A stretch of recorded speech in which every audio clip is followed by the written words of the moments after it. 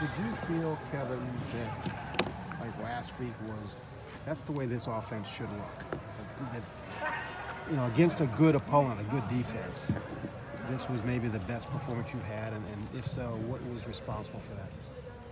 Well, again, we typically, and again this week, you practice against a good crowd every day. So the practice is good, the competition is good. Against the ability to find some balance, and we ran the ball. We got to find a way this week to do that. End of the year, when you're getting tired, like how do you get the physical work you need without overworking and being tired? And at the same time, if you take care of your team, you can come in, not ready to play.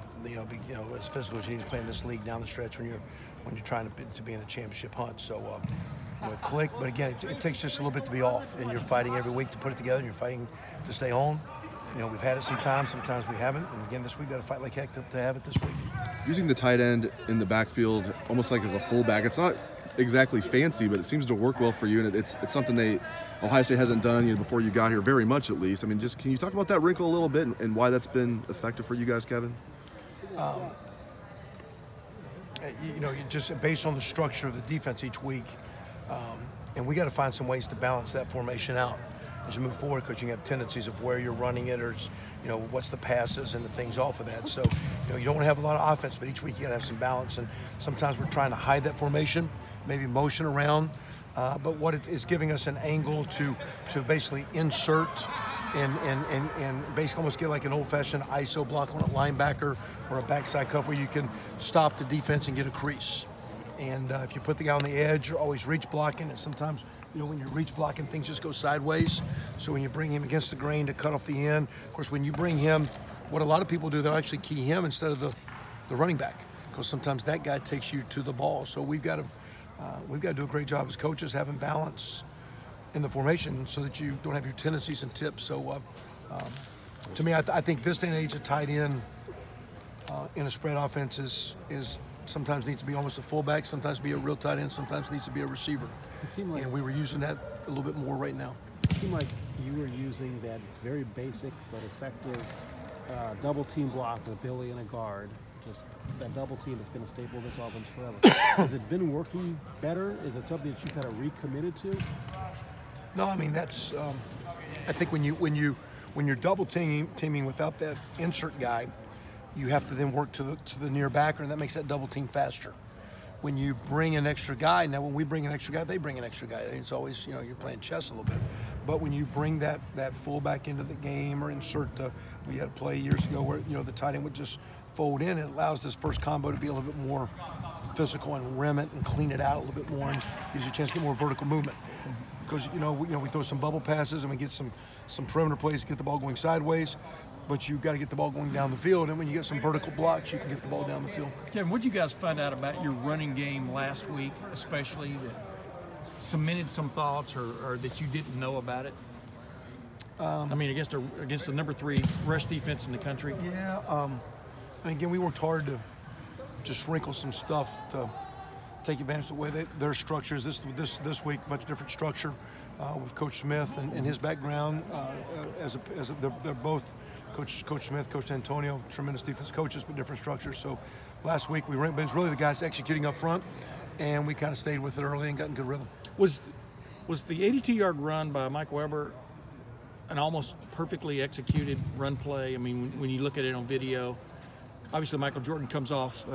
He and Billy both double teamed the nose or whatever right there, kind of shoved him left, and Michael came off and caught the middle linebacker in the hole. And when a guy goes 82 yards up the middle untouched, where does that come down in a perfect blocking situation? Well, to me, when you do something like that, it's 11 guys.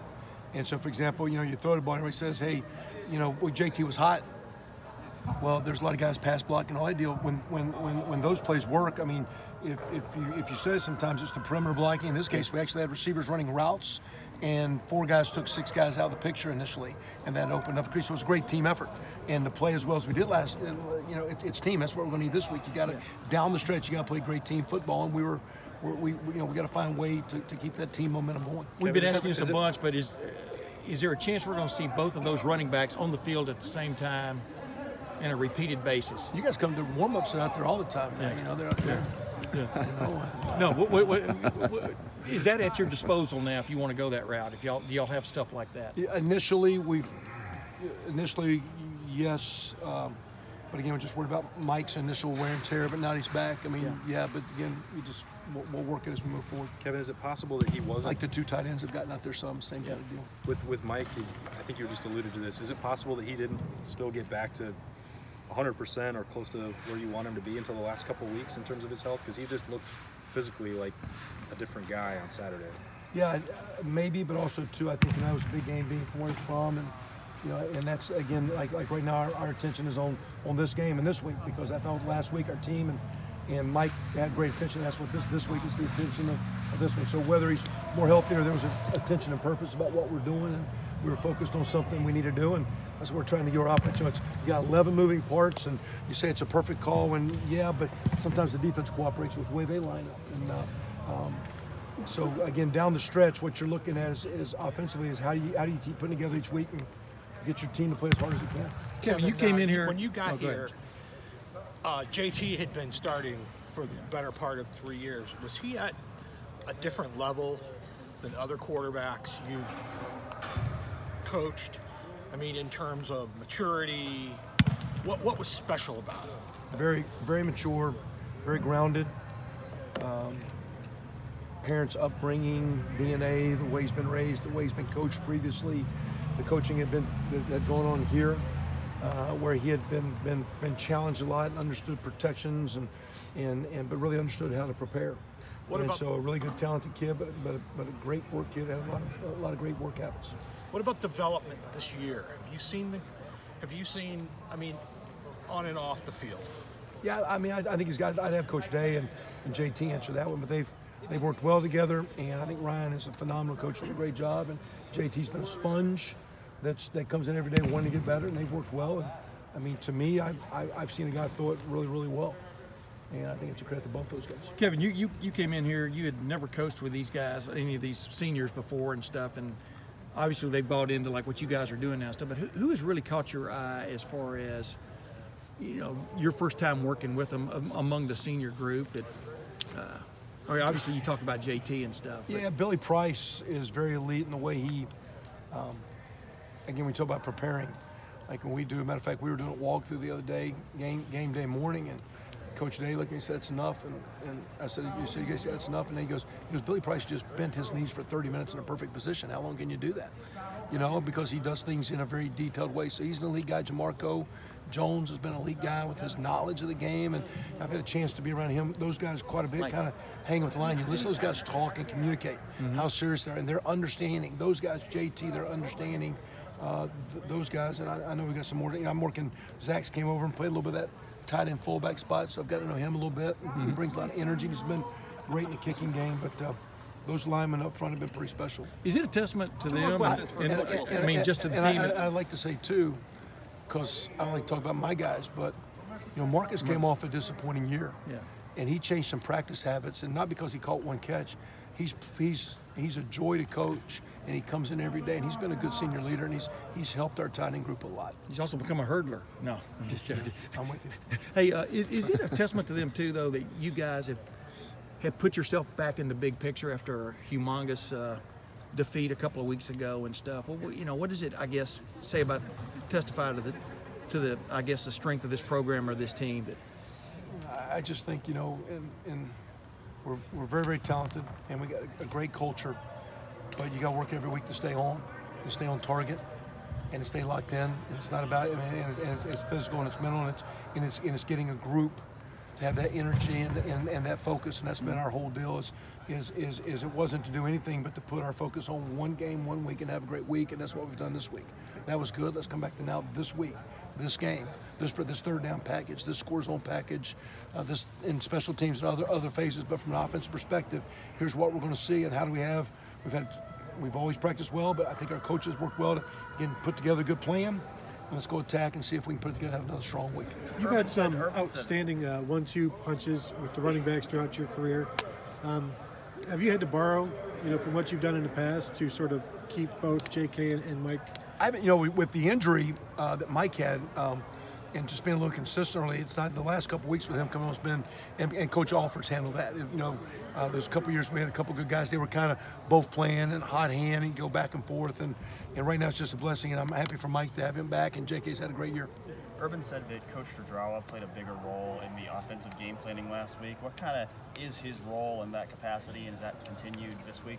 Yeah, I mean, basically, with Coach Meyer's background, Coach Day and Coach Smith being receivers, skill guys, and then Coach Meyer kind of being well-rounded, and Coach Day as well. I mean, and even Zach, they all, we kind of divvy a little bit of running pass. And me and Coach Stradrawa went last week. We just kind of really just hashed out what do you like and why, and just kind of put our laser lights on it. And kind of just day by day, do you like this and why, and if they do this and this and this, and as much as anything, we kind of eliminated some things we didn't like, focused on some things we wanted, worked it hard, and I think our offensive staff's a joint deal. It's a group effort. There's a lot of talking in between drives. What do you like? You know, I'll flip over to Stud and say, hey, I'm thinking these two runs. What do you like? Because I like that one. How about this one? So there's a lot of open communication. That's how the offensive staff works. Is there a different perspective that maybe he brings from yours that kind of helps you guys come together and maybe get that run game to where it was last week? Yeah, in some ways. At the same time, though, I mean, he's got a background with some two-back work, which I got a part of. You know, his time with Coach Miles, he's got a lot of quarterback run in him.